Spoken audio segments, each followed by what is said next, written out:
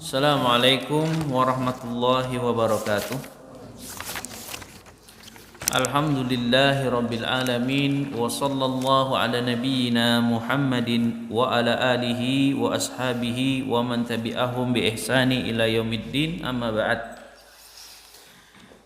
Taib ayyuhal ikhwan rahimani wa rahimakumullah. Kita akan lanjutkan mas'alatun hal jahlu udhrun yu'dharu bihi murtakibun naqid.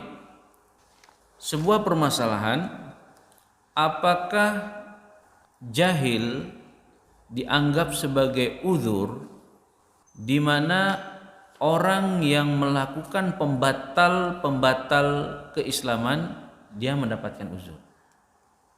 Apakah dapat uzur dengan itu?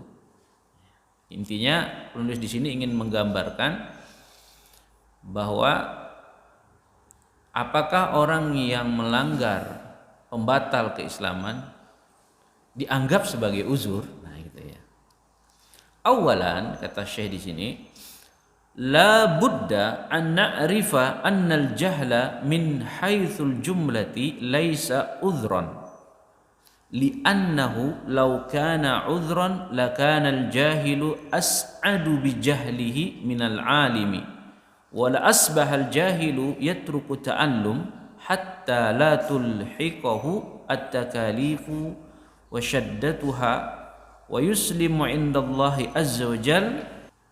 Tentunya, kata beliau, kita harus mengetahui bahwa kejahilan dari sisi pandang secara global, secara umum, memang ya, kejahilan itu bukan uzur secara umum.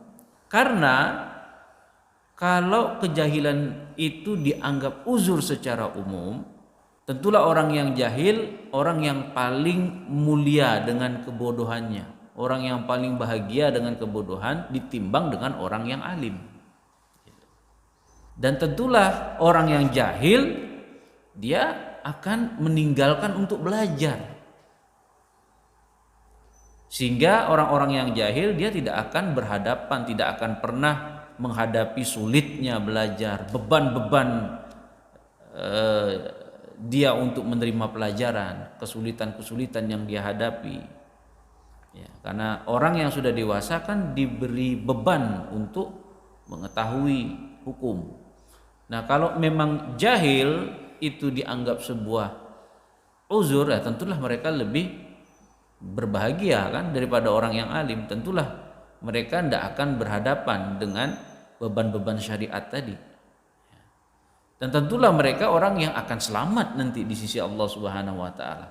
Maka pada akhirnya orang lebih memilih jahil nanti. Nah, amma min juhti tafsil fa innal jahla thalathatu anwa'in. Jahil kalau kita lihat dari sisi rincian, maka kejahilan itu ada 3 macam. Nah, ini perlu kita ketahui. Kejahilan itu ada 3 macam. An-naw'ul awwalu jahlul i'radi bittifaqi laisa udhran. Jahil jenis pertama, jahil karena i'rad. Jahil karena dia berpaling, enggak mau belajar pokok agama. Kalaupun sudah belajar pokok agama, tidak mau mengamalkannya. Ya. Dalam keadaan dia tidak suka, tidak ingin mempelajarinya. Maka berdasarkan kesepakatan para ulama, jahil jenis ini tidak mendapatkan uzur.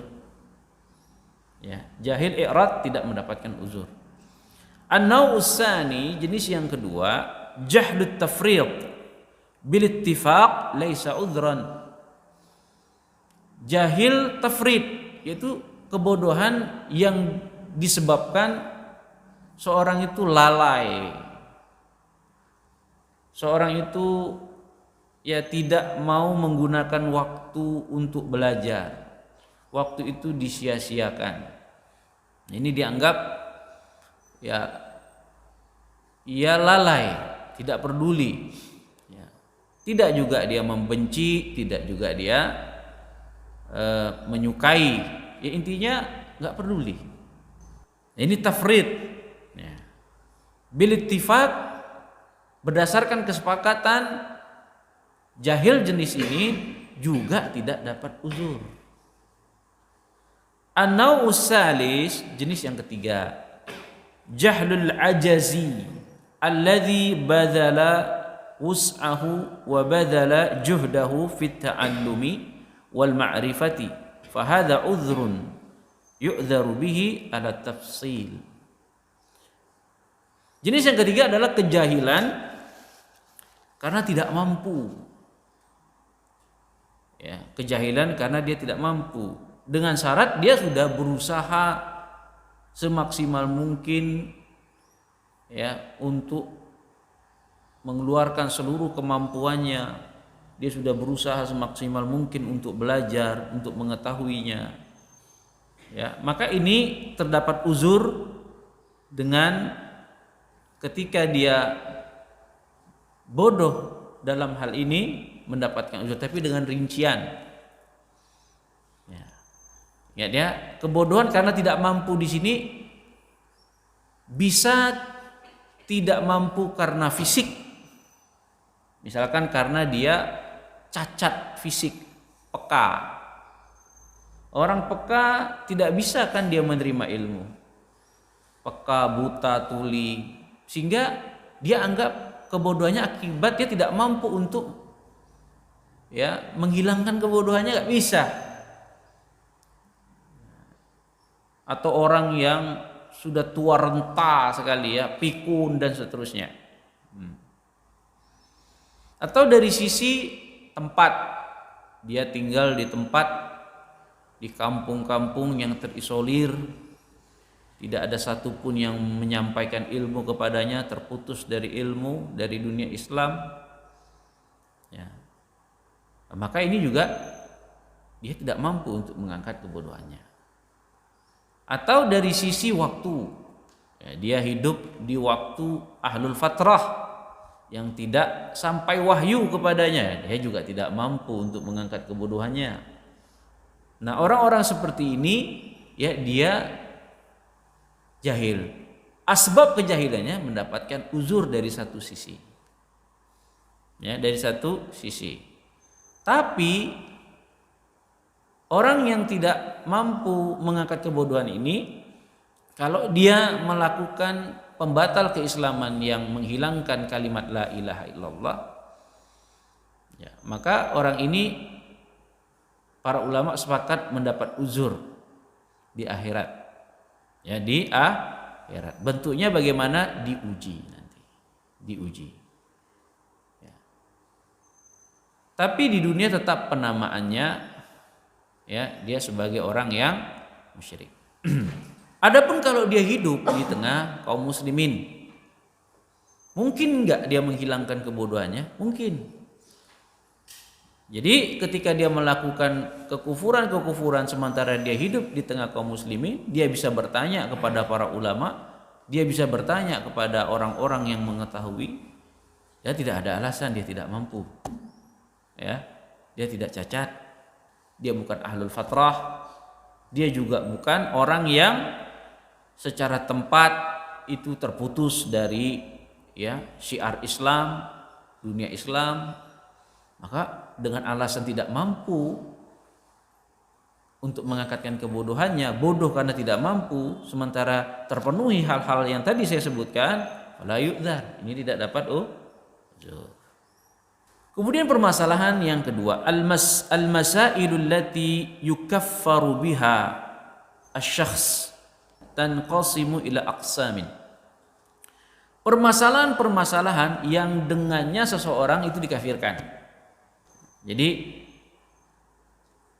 permasalahan-permasalahan apabila seorang itu melanggarnya dia dikafirkan. Apa itu masalahnya? Al-qismul awal, yang pertama, masailu hiya asluddin ka tauhidillah wa ifraduhu bil ibadati wa ghairu dzalik. yaitu permasalahan pokok agama seperti mentauhidkan Allah dalam rububiyah, dalam uluhiyah. Ini adalah permasalahan asluddin, pokok agama. Syarat la ilaha illallah. Ya. Nah, apabila seseorang dia melanggar dari pokok agama asluddin tauhidullah, ya, maka orang ini dikafirkan. Intinya ayyuhal ikhwan rahimani wa rahimakumullah, asluddin alladzi huwa ibadallah wahdah. Maksudnya asluddin ini adalah mengesahkan Allah semata, ya, tidak ada yang berhak kecuali Dia. Berarti tauhid uluhiyah, rububiyah. Jika orang tersebut dia baru masuk Islam atau dia tinggal di perdalaman atau dia hidup di tengah kaum muslimin sekalipun, atau dia ahlul fatrah, nah ini 3 golongan yang berbeda-beda ya. Kalau dia melanggar asluddin, tauhid kepada Allah Subhanahu wa taala dengan alasan jahil dalam pokok agama ini, maka halatani, 2 keadaan, ahkamun wa asma'u dunyawiyah wa ahkamul ukhrawiyah. Yang pertama adalah kita akan menetapkan hukum pelakunya dan penamaan dia di dunia. Nah, ini yang penting. Orang yang melakukan kesyirikan berarti kan, ya, dia orang baru masuk Islam, ahlul fatrah, atau dia hidup di tengah kaum muslimin sekalipun, atau dia di kampung-kampung sana, dia kan termasuk semua kan. Nah, bagaimana? 2 keadaan. Keadaannya pertama, penetapan hukum bagi orang-orang yang melanggar asluddin ini dan penamaan dia di dunia. Kemudian penetapan hukum dia di akhirat. Sekarang kita rinci keadaannya pertama tadi. Kalau kategori orang-orang tadi, orang yang baru masuk Islam dan seterusnya, di dunia, amma fid dunya min juhdil ismi wal hukmi fa innahu yutlaqu alaihi wasfu ma talabbasa bihi minal kufri aw syirk. Naqul liman talabbasa bisyirkil akbar wa huwa jahilun musyrikun, naqulu lahu kafirun. Adapun di dunia, dari penamaan dan hukum orang yang melakukan kesyirikan, maka dia disifati dengan perbuatan kekufuran dan kesyirikan yang dia lakukan. Sehingga kita katakan siapa saja ya, baik dia orang yang baru masuk Islam, baik dia ahlul fatrah, baik dia kaum muslimin yang hidup di tengah kaum muslimin, baik dia orang kampung di sana yang terputus dari, ya, yang jauh lah ya, siapa saja yang dia melakukan man talabbasa bisyirkil akbar, dia melakukan kesyirikan, fahuwa jahilun, dalam keadaan dia jahil, dia disebut musyrik penamaannya. Naqulu lahu kafir, dan kita katakan mereka juga kafir. Itu apa? Penamaan dia. Terus hukumnya gimana? Menetapkan hukumnya, la yusalla alaihi, maka orang ini tidak disolatkan, wala yud'a lahu, tidak didoakan, wala yatarahhamu alaihi, kemudian tidak diminta ampunkan untuk orang ini. Nu'amiluhu muamalatal kafir al musyrik, kita mensikapi orang-orang ini bermuamalah seperti orang-orang kafir musyrik. Iya, ingat ya, nih ya, siapa saja yang melakukan kesyirikan asluddin, baik dia orang yang baru masuk Islam ya, baik dia ahlul fatrah, baik dia orang kampung di sana, atau orang ya menyandarkan dirinya Islam, hidup di tengah kaum muslimin tapi melakukan kesyirikan, maka penamaan dia ya musyrik kafir. Jika dia melakukan itu memang dengan alasan jahil. Dan bagaimana kita bermuamalah dengan dia di dunia? Kita tidak sholatkan, kita tidak doakan, kita tidak memohonkan ampun. Kita sikapi mereka seperti orang-orang kafir, musyrik.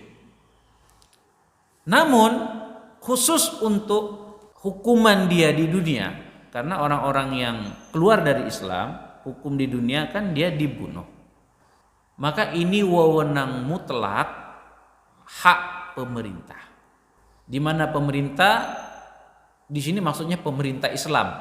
Sehingga orang-orang yang melakukan ini tentunya dia harus disidang dulu di pengadilan syariah. Kemudian hasil sidang itu ditetapkan oleh qadhi, hakim syariah. Kemudian setelah ditetapkan dia diberi waktu 3 hari. Kalau masih tetap bertahan baru dibunuh.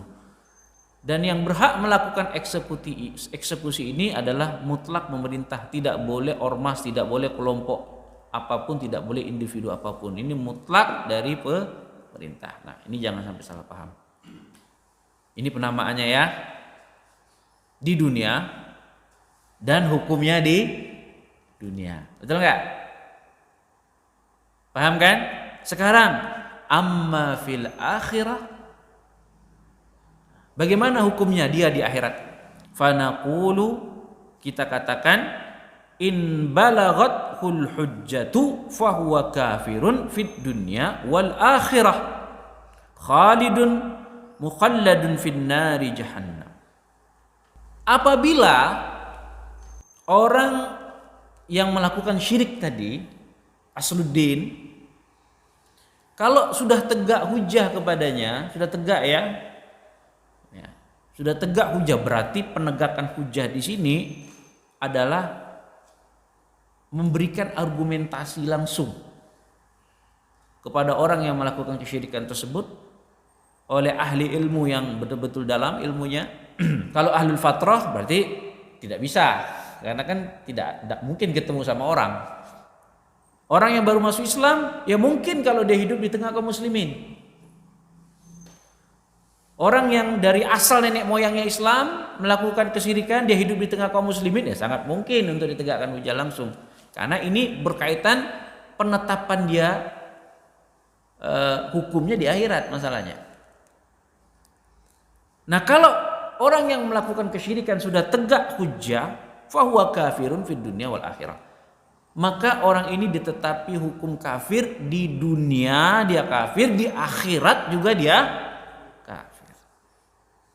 Dan kekal di dalam neraka jahanam. Berarti orang yang melakukan syirik akbar, selain penamaannya musyrik kafir di dunia, walaupun dia melakukan kejahilan dengan beberapa kategori jenis tadi, namun kalau dia kafir di akhirat belum tentu. Ya. Kafir di akhirat berarti maksudnya di akhirat di sisi Allah dia kafir, kekal dalam neraka, itu maksudnya. Amma idza lam tablughul hujjah fa fil akhirati amruhu ilallah. Tapi kategori orang ini kalau dia belum tegak hujjah kepadanya seperti ahlul fatrah, orang yang baru masuk Islam bisa saja, tapi bisa juga sudah tegak. Ya, ini karena dia hidup, kalau dia hidup di tengah kaum muslimin ya, ataupun orang-orang di kampung sana, memang kita melihat ternyata memang belum ada yang menegakkan hujjah, dia melakukan kesyirikan, maka di akhirat kita serahkan kepada Allah, amruhu ilallah. Maksudnya kafirnya dia di akhirat, kekalnya dia di dalam neraka, itu kita serahkan sama Allah. Ngerti ya? Kita serahkan sama Allah. Bisa Allah langsung hukum, bisa Allah kasih uzur. Bisa, itu kita serahkan sama Allah. Berbeda dengan ahlul fatrah. Kalau ahlul fatrah Allah beri uzur memang di akhirat, berupa diuji lagi di akhirat. Tapi kalau orang muslim yang hidup di tengah kaum muslimin, belum tentu. Kita serahkan sama Allah. Diuji juga kita nggak tahu. Kalau Allah mau uji, uji. Kalau Allah mau memang memasukkan dia neraka kekal, juga itu terserah Allah. Apa dalilnya? Yaitu surah Al-Isra ayat 15. Wa ma kunna mu'adzibina hatta nab'atsa rasula. Kami tidak akan mengazab sampai kami mengutus Rasul. Maksudnya ayat ini adalah berkaitan tentang kafir di akhirat. Kekal dalam neraka itu menjadi putusan yang pasti seorang itu kafir di akhirat. Maksudnya kekal dalam neraka kecuali sudah tegak hujah. Itu maksud hadis ini. Nah, ayat ini berkaitan tentang penegakan hujah untuk menetapkan seorang kafir di akhirat. Bukan di dunia. Ama di dunia jelas penamaan dan hukumnya tadi sudah saya jelaskan. Kemudian penegakan hujah seorang kafir di akhirat dan kekal dalam neraka itu tidak cukup dengan hujah fitrah. Hujah mitsaq. Hujah fitrah itu bahwa manusia itu pada asalnya bertauhid. Tapi fitrah manusia itu bisa rusak. Bukan dengan hujah mitsaq. Hujah mitsaq itu hujah perjanjian di alam ruh bahwa manusia itu bertauhid. Bukan itu. Al-hujjatu takunu bil Qur'ani au bid'awatin nabi au biman yaqumu bid'awatin nabi sallallahu alaihi wasallam. Wa hadha huwa tafsir sahih. Yang namanya hujah untuk menetapkan seorang itu kafir di akhirat, kekal dalam neraka itu harus ada yang menegakkan dengan Al-Qur'an dan sunnah. Nah, ini rincian yang pertama. Aslud din. Apabila orang melanggar pokok asluddin. Sekarang yang kedua, al-qismu tsani al-masailul zahirah syar'iyyah atau al-ma'lum minad din bid-darurah. Orang yang melanggar perkara al-zahirah syar'iyyah, melanggar perkara-perkara agama yang populer, yang tersebar di kaum muslimin. Kalau dia hidup di tengah kaum muslimin, dia pasti tahu. Misalkan babi haram, kerudung wajib, zina haram. Ini masalah populer, ya, tersebar di tengah kaum muslimin. Kalau dia hidup di tengah kaum muslimin, tidak ada satupun orang yang tidak tahu kalau babi itu haram. Tiba-tiba dia menghalalkannya gitu. Maka secara asal orang yang melanggar ini dia kafir. Atau yang dikenal al-ma'lum minad din bid-darurah. Zina halal, dia mengatakan maka orang ini kafir. Kalau dia hidup di tengah kaum muslimin. Namun orang yang melanggar perkara al-ma'lum minad din bid-darurah atau mas'alatuz zahirah terkadang bisa diberi uzur. Karena ini beda ya, mas'alatuz zahirah al-ma'lum minad din bid-darurah jangan antum pukul rata dengan asluddin. Tauhidullah itu beda. Tauhidullah yang pertama tadi saya jelaskan rinciannya. Tapi kalau permasalahan mas'alatuz zahirah al-ma'lum minad din bid-darurah, ya, ada orang diberi uzur dengan beberapa keadaan. Al-halatul ula, keadaan pertama, ayyakuna hadithu ahdin bil Islam. Orang yang baru masuk Islam, tiba-tiba dia melanggar perkara zahirah, melanggar perkara al-ma'lum minad din di luar asluddin. Ingat ya, di luar asluddin. Asluddin itu maksudnya apa? Tahu? Tauhid.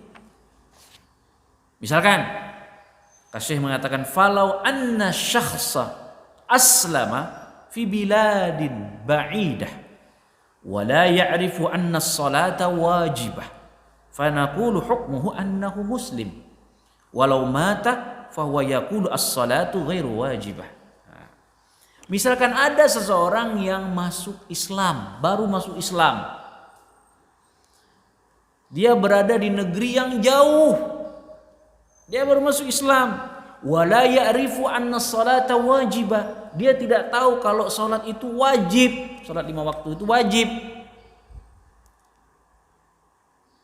Dia tidak tahu kalau salat 5 waktu itu wajib, tapi di negeri yang jauh. Maka kita katakan hukum orang ini dia tetap muslim. Ya.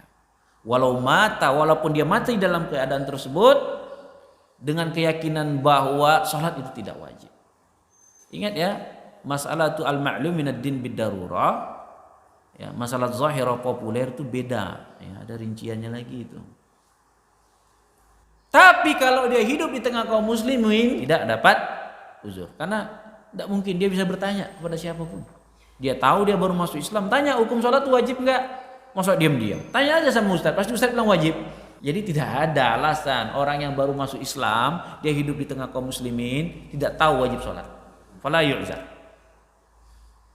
Tapi yang dimaksud saya di sini adalah kalau dia baru masuk Islam, ya, tapi dia berada di negeri yang jauh. Keadaan yang kedua, al-halatus tsaniyah, keadaan yang kedua, ayyakuna nasyi'an fi badiyatin ba'idah. Ya. Orang yang melanggar permasalahan zahira atau al-ma'lum minad din bid-darurah, dia hidup berkembang di negeri pedalaman yang jauh. Misalkan, haddatsani ba'dul ikhwa annahu fi ahadi dawli Syarqi Asia indama iftatahu masjidan daru bi qu'usil khamri farhan bihadzal masjid. Sebagian ikhwah telah menyampaikan kepadaku bahwasanya ada salah satu negeri Asia Timur ketika mereka itu membuka masjid, ya, maka di dalam masjid itu orang-orang pada menuangkan anggur, minum khamr dalam masjid. Karena dia bahagia ada masjid. Ini yang kampung-kampung, dia hidup memang di situ. Ya. Makanu ya'lamuna annal khamra haram.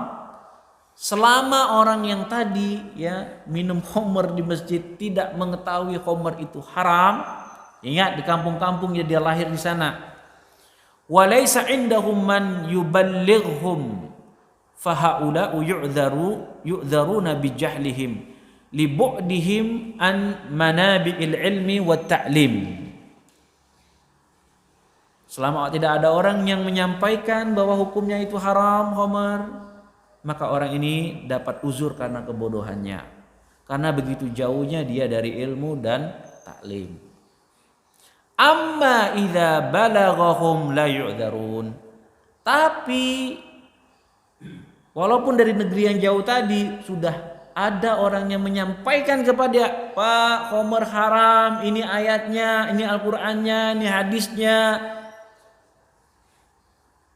tetap dia masih menghalalkan khamr, fala yu'dzarun, maka tidak dapat uzur. Lakin law jaa syakhsun al-an fi hadzal baladi wa qala al-khamru halalun bil ijma' yakfur li'annahu istahalla min ad-din ma huwa ma'lum bid darurah annahu haram fayakunu kafiran bil ijma'. Tapi kata Syekh di sini, kalau seandainya di zaman sekarang di negeri kita Saudi ini tiba-tiba ada orang mengatakan bahwa khamr halal di Saudi, di Indonesia dia hidup di tengah kaum muslimin, dia mengatakan bahwa khamr itu halal, zina itu halal, berdasarkan ijma orang itu kafir. Kenapa? Karena dia menghalalkan al-ma'lum minad din bid-darurah. Menghalalkan perkara yang zahirah. Bahwasanya itu haram dia halalkan. Fayakunu kafiran bil ijma', maka orang ini harus kita yakini dalam hati kita bahwa dia kafir berdasarkan ijma'. Fahadha huwa tafsil. Dan inilah rinciannya. Kemudian al-qismus salis al-masailul khafiyah. Permasalahan khafiyah. Apa itu permasalahan khafiyah? Permasalahan yang samar. Baik dalam masalah usuluddin, baik dalam furu'. Misalkan permasalahan khafiyah. Permasalahan khafiyah itu permasalahan hanya orang alim yang tahu, orang awam nggak tahu dan tidak populer di tengah masyarakat. Contoh tentang permasalahan beberapa perkara-perkara asma wa sifat, nama-nama dan sifat. Karena permasalahan nama-nama dan sifat ada yang zahir, yang jelas terang benderang. Misalkan Allah pemberi rezeki, Allah mematikan, Allah menghidupkan, nggak ada orang yang bodoh tentang itu, tidak diterima alasannya orang yang bodoh. Tidak tahu kalau Allah memberi rezeki, tidak tahu Allah mematikan, tidak tahu Allah menghidupkan. Loh, kalau orang melanggar ini ya jelas, ya. Melanggar dalam asma wa sifat, melanggar dalam rububiyah bahkan. Tapi ada cabang-cabang nama-nama dan sifat Allah yang memang orang itu tidak mengerti. Contoh kisah seorang yang berwasiat untuk membakar dirinya kalau sudah meninggal, ya. Ditebarkan di laut debunya dalam keadaan takut kepada Allah. Nah, dia berharap supaya Allah tidak menyiksanya gitu. Nah, para ulama menjelaskan hadis ini adalah kejahilan dia terhadap beberapa sifat-sifat Allah. Sehingga dia dianggap orang yang yu'zar, dapat uzur karena permasalahan ini khafi, yang dijelaskan oleh Syekh bin Bas demikian. Tidak ada para ulama Ahlussunnah wal Jamaah yang ma'rufin yang beralasan dengan hadis ini orang yang melanggarkan syirik, orang yang melakukan syirik akbar dapat uzur karena kejahilan dengan menggunakan hadis ini, enggak ada. Maka menurut ijma, siapa saja yang melanggar permasalahan bab khafi yu'zar, mendapatkan uzur. Paham ya? Nah, taib, inilah beberapa yang harus saya jelaskan di penutup ini. Kemudian yang terakhir, qala Syekh rahimahullah wa kulluha min a'zami ma yakunu khataran wa aksaru ma yakunu wuqu'an. Berkata Syekh rahimahullah, 10 pembatal Islam yang kita pelajari ini semuanya adalah pembatal yang paling bahaya dan paling banyak terjadi pada manusia. Ya, maka berkata Syekh Shalih Fauzan, hadhihin nawaqid al-asyarah limadha ikhtaraha Syekh ma'a anna nawaqid katsirah. 10 pembatal keislaman ini, kenapa Syekh Muhammad bin Abdul Wahhab rahimahullah ta'ala Syekhul Islam memilihnya 10? Padahal pembatal Islam itu banyak, sampai 450 pembatal keislaman dalam hukum bab murtad. Ikhtara hadhihi nawaqid al-asyarah li'annaha aksarun nawaqid wuqu'an fin nas wa li'annaha ashadduha khataran fa wa ikhtarahu li amrayn. Karena 10 pembatal keislam ini 10 pembatal yang paling bahaya dan paling banyak terjadi pada manusia, ya, dengan 2 alasan tadi. Apa yang pertama? Karena pembatal yang paling banyak terjadi pada manusia. Yang kedua, pembatal yang paling bahaya, ya, yang paling berbahaya. Wa makana kadzalika fa huwa jadirun bil inayati wal hadzar. Oleh demikian, maka pantas Syekh Muhammad bin Abdul Wahhab, Syekhul Islam Muhammad bin Abdul Wahhab menjadikan 10 pembatal ini sesuatu yang menjadi harus diperhatikan dan berhati-hati terhadap 10 pembatal keislaman ini. Adapun ucapan Syekh di sini, ayyahdzarha, hendaklah kalian berhati-hati terhadap 10 pembatal keislaman ini, adalah la yuzakki nafsahu wa yaqulu ana arifu wa ana lastu bihajati ila ta'allumiha wa ana an-nasa laysu bihajatin ila tauhid wa ta'limihi wan nasu muslimuna aminuna binal khatar wal insanu ma dama ala qaidil hayati fa innahu mu'arridun lil fitnah. Maksud saya, perkataan Syekh Muhammad bin Abdul Wahhab, hendaklah kalian hati-hati terhadap 10 pembatal Islam ini, adalah kalian itu jangan mensucikan diri kalian, ya. Jangan mengatakan, "Oh, saya sudah paham tauhid." Itu kata Syekh Shalih Fauzan, ya. Saya tidak butuh lagi belajar tauhid. Manusia itu tidak butuh lagi belajar tauhid dan belajar. Manusia itu, kaum muslimin sekarang itu aman dari kesyirikan. Mereka sudah bertauhid dengan lingkungannya. Apa kata Syekh di sini? Manusia itu selama dia masih hidup, dia selalu akan diuji dengan fitnah. Selama dia hidup akan diuji terus dengan fitnah. Ini kata beliau ya.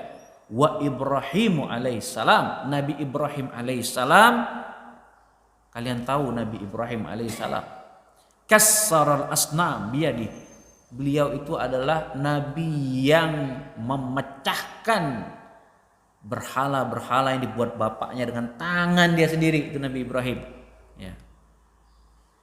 Bahkan Nabi Ibrahim dilempar ke dalam api gara-gara perbuatan dia memecahkan berhala-berhala tersebut. Tapi dalam keadaan seperti itu Nabi Ibrahim ya alaihissalam, bapak tauhid para nabi ya, dia masih berdoa. Antum bayangkan ya, kata Syekh dalam surah Ibrahim ayat 35 sampai 36, wajnubni wa baniya an na'budal asnam Rabbi innahunna adlalna katsiran minan nas. Itu kata Nabi Ibrahim. Ya Allah, jauhkanlah aku dan keturunanku untuk beribadah kepada berhala. Rabb kami, sesungguhnya berhala-berhala itu banyak menyesatkan manusia. Ini doa Nabi Ibrahim. Masih takut dengan kesyirikan, padahal dia yang memecahkan berhala. Dengan sebab itu dia dilempar dari api neraka, dilempar di api. Walaupun sifat api itu tidak panas, menjadi dingin atas kehendak Allah Subhanahu wa taala. Maka Syekh Shalih Fauzan mengatakan fa Ibrahim alaihissalam khasyiya ala nafsihi min ibadatil asnam li'anna al-quluba baina usbu'ain min asabi'ir rahman. Ya. Nabi Ibrahim saja masih takut dirinya untuk jatuh dalam kesyirikan. Ya. Karena hati manusia itu berada di antara dua jari jemari Allah. Kita lihat banyak yang terjadi. Ya. Wa li'annal insanu qad yazighu wa yudhillu ba'da huda. Ini nasihat beliau nih.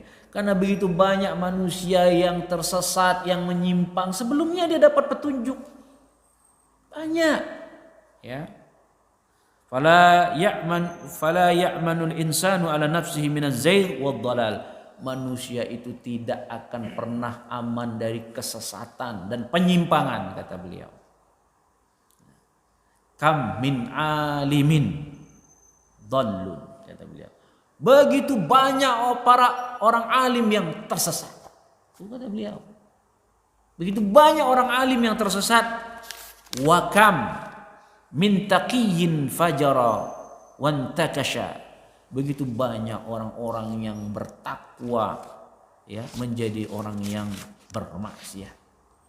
Begitu banyak orang-orang yang alim ya dia menjadi musyrik. Ya, tersesat. Famadamal muslimu ala qaidil haya fa innahu la ya'manu ala nafsihi minal fitani. La siyama ma'a ishtidadul fitan. Nah, ini kata beliau. Manusia, seorang muslim itu selama dia masih hidup, dia tidak pernah aman dirinya dari fitnah. Ingat ya, tidak akan pernah aman dirinya dari fitnah. Apalagi di zaman sekarang fitnah begitu besar dan dahsyat.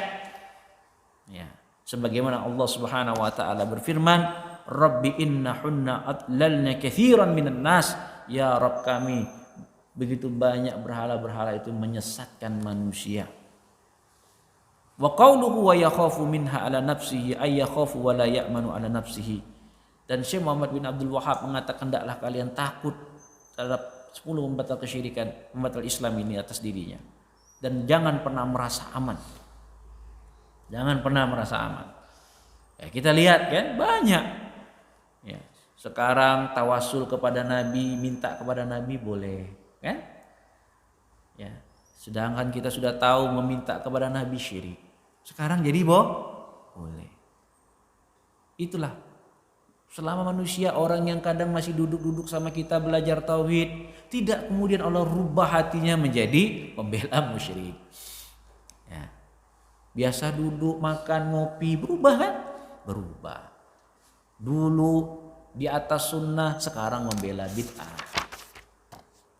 Jadi hati-hatilah, ya, hati-hati duduk-duduk dengan orang yang seperti itu.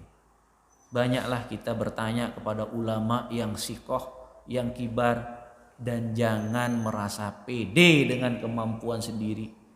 padahal kemampuan alat-alat tidak memumpuni. Padahal orang-orang yang sudah punya ilmu alat, punya ilmu usul fikih, punya ilmu yang dalam sekelas doktor-doktor yang ada di Saudi saja masih bertanya dengan ulama besar. Ya. Belajar tak pernah nyatat. Ya. Dikasih ujian ngeluh. Ya.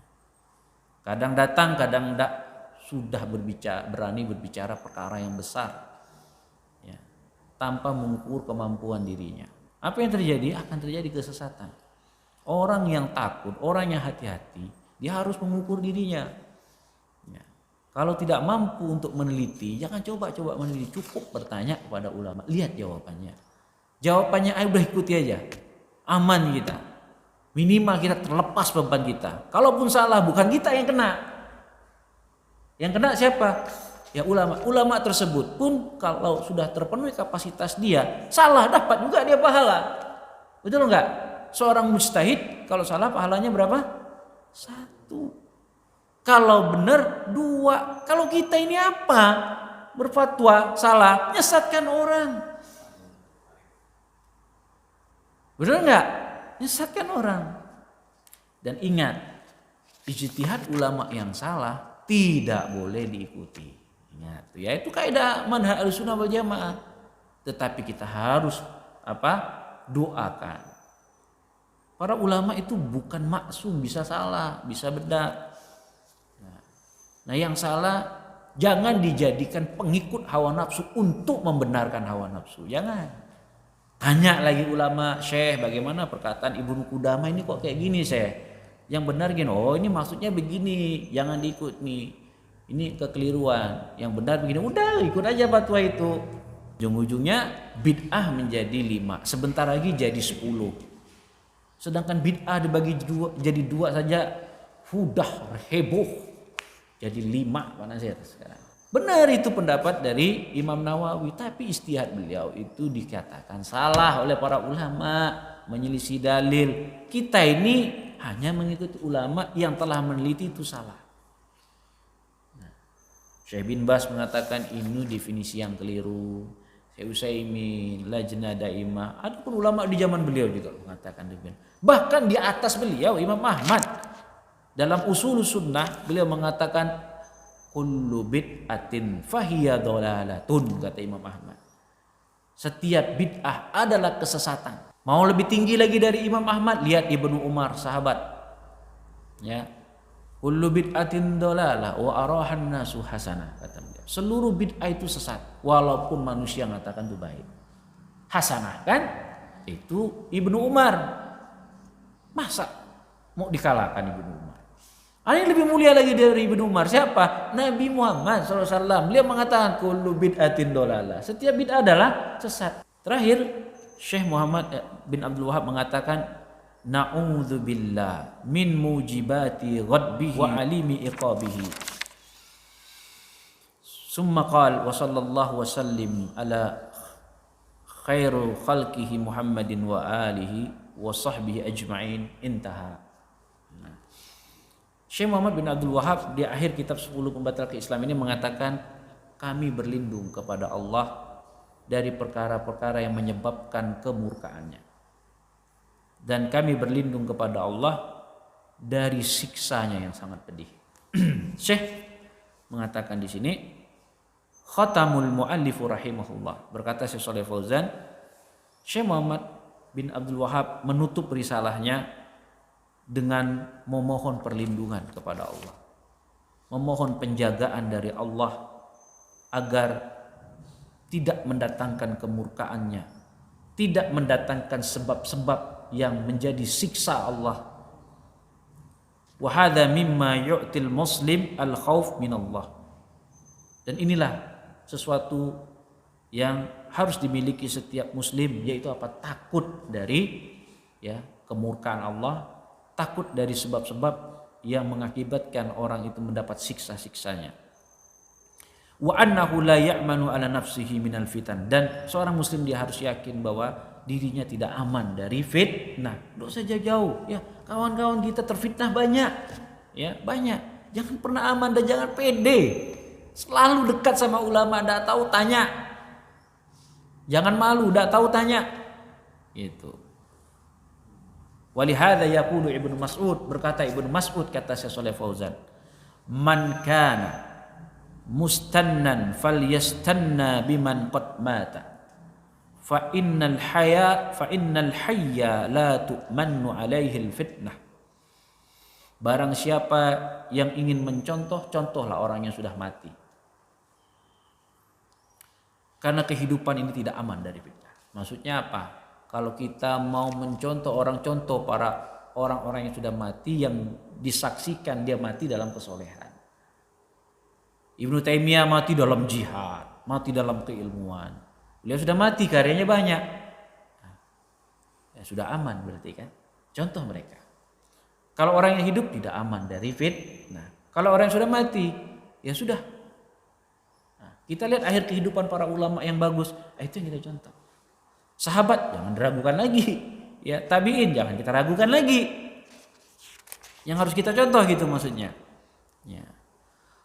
Kemudian Syekhul Islam Muhammad bin Abdul Wahab ya, bersalawat kepada Nabi Muhammad SAW, kemudian kepada para sahabatnya semua dan orang-orang yang mengikuti dia hingga akhir zaman. Nah, berakhirlah kitab 10 pembatal keislaman. Mudah-mudahan bermanfaat bagi kita semua. Ya, insyaallah kita akan lanjutkan pekan depan lanjutan dari kitab ini, ya masih kitab Tauhid yang karya beliau ya. Subhanakallah bihamdika asyhadu an la ilaha illa anta astaghfiruka wa atubu ilaik. Assalamualaikum warahmatullahi wabarakatuh.